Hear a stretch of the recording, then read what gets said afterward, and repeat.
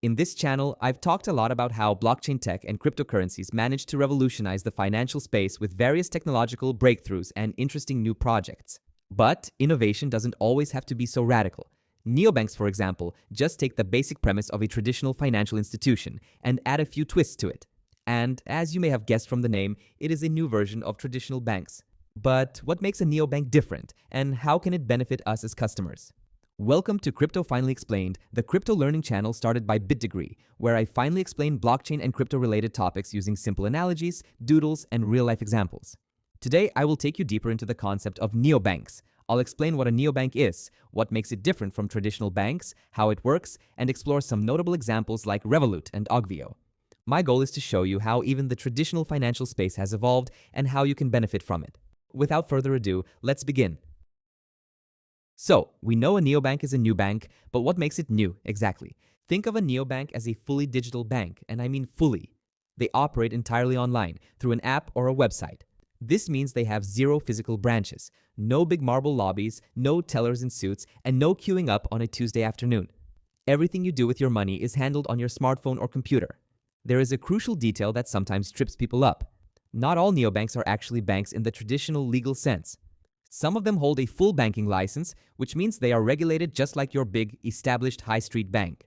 Others, and this is a common model, partner with an existing fully licensed traditional bank. They simply use that bank's infrastructure to offer their digital services. So, a neobank is essentially a technology company that offers banking and financial services. Their main focus is on making the user experience as easy, fast, and transparent as possible, leveraging all the smart features your device has to offer. They're built from the ground up to be digital, which means they don't have to worry about maintaining all those expensive physical buildings. As you might have guessed, this goes beyond just being completely digital. The main difference comes down to structure and cost. Think of a traditional bank as a massive cruise ship. It has thousands of employees, hundreds of physical branches to maintain, and a bunch of legacy computer systems from the 80s that are expensive to keep running. All of these overhead costs have to be covered, and usually that's done by charging you high fees and offering lower interest rates. A neobank, on the other hand, is more like a speedboat, I would say. It's lean, flexible, and only carries the essentials. Since they don't have those massive infrastructure costs, like rent for branches or maintenance for ancient servers, they can pass those savings on to you, the customer. Of course, some big neobanks may have physical buildings for offices, servers, and whatnot, but most of them don't serve clients in brick-and-mortar branches. I'm sure you get what I mean. This is why you'll often see neobanks offering lower or zero monthly fees, better exchange rates for international payments, and really competitive interest rates on savings. Beyond money, there's speed and user experience. Because neobanks built their systems from scratch using the latest technology, simple things like opening an account take minutes, not days. They also offer real-time notifications and better budgeting tools built directly into the platform that make your account a powerful, personalized financial dashboard. Now, the best way to understand the power of a neobank is to look at a few stars in the space. Let's dive into two great examples, one popular global player and one newcomer that aims to make things more seamless. First up is Revolut. If you travel a lot or deal with different currencies, you've probably heard of it. Revolut is a massive global neobank that really shows off the multi-currency power of digital banking. The platform lets you hold and exchange money in dozens of different currencies right in the app, often using the interbank exchange rate, which is much better than what you'd get at a traditional bank or airport kiosk.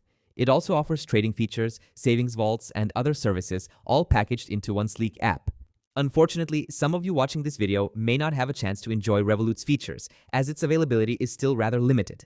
At the time of me making this video, it only supports around 50 countries and territories, which may not seem that small of a number at first, but falls short compared to some of its competitors, one of which is Ogvio. Ogvio is a new neobank alternative you can choose to elevate the way you manage and move funds. One major benefit is its better coverage. It's available in more than 160 countries and regions globally, which is far better than Revolut's current list. Ogvio also aims to take the neobank concept further by making money transfer simpler. It has a tag feature, which basically means you can send money to other Ogvio users just by typing their unique account handle. Think of it like how you would send a DM on Instagram or X. It's easy and quick, no need to type in a complex account number or wait for days just for your money to arrive. But it doesn't stop there. Unlike traditional banks that hold your money hostage, Ogvio is non-custodial in design. What does that mean?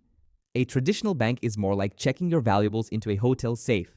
Sure, it's secure, but the staff can technically access it, lock it up, or set rules around when and how you can get it back. With Ogvio, the locker is yours. You keep the key, you decide when to move your funds, and no one can suddenly freeze your account or limit your access. If you're curious why this is such a big deal, I recommend checking out my video that dives deeper into the topic of self-custody.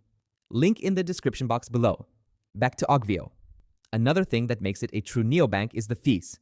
You know the deal, traditional banks can sometimes feel like they're charging you for simply breathing near your account. International transfers in particular are where things get painful.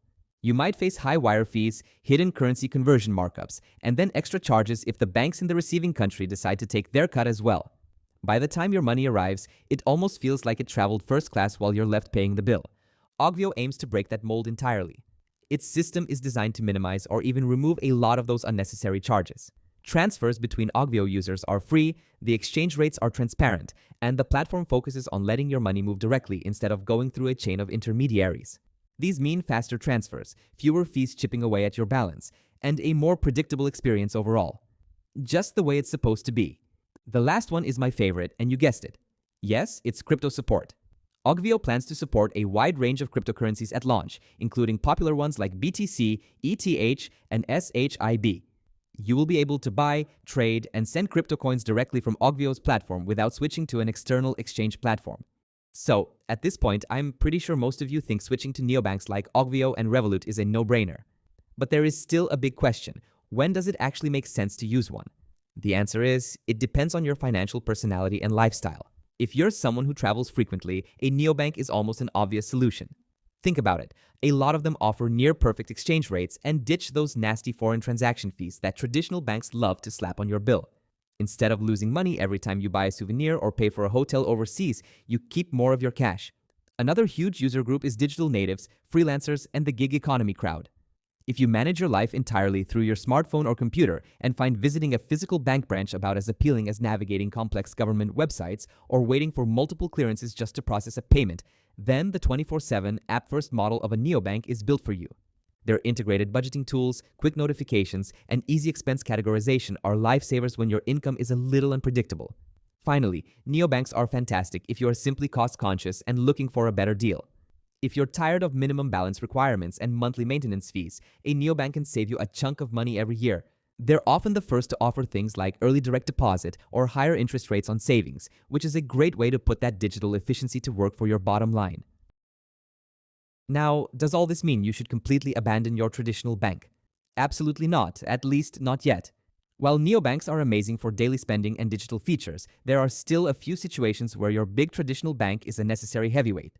Think about complex lending, for instance. If you're trying to get a massive mortgage for a house, a traditional, established bank with decades of lending experience and massive reserves is often the only institution willing or able to handle that scale of debt. Also, some people simply need that physical presence. If you frequently deal with large amounts of cash, need to deposit a huge business check, or just feel more comfortable speaking to a person face-to-face about a sensitive financial issue, the branch network of a traditional bank is indispensable. Many savvy people actually practice hybrid banking. They use their neobank for all their daily transactions, traveling, and smart budgeting because of the low fees and great functionality, and they keep their traditional bank for things like their long-term mortgage, safety deposit box, or simply as a regulatory backup. But I'm feeling optimistic and believe that with technological advancement, neobanks will be able to tackle these needs and we can have access to a wide range of financial services on our phones sometime in the near future. And with that, we've come to the end of this video. I've explained what a neobank is, how it works, and what makes it different from traditional banks, as well as some examples like Revolut and Ogvio. So, what do you think of neobanks? Do you have any experience using one? If not, are you interested in trying out platforms like Ogvio?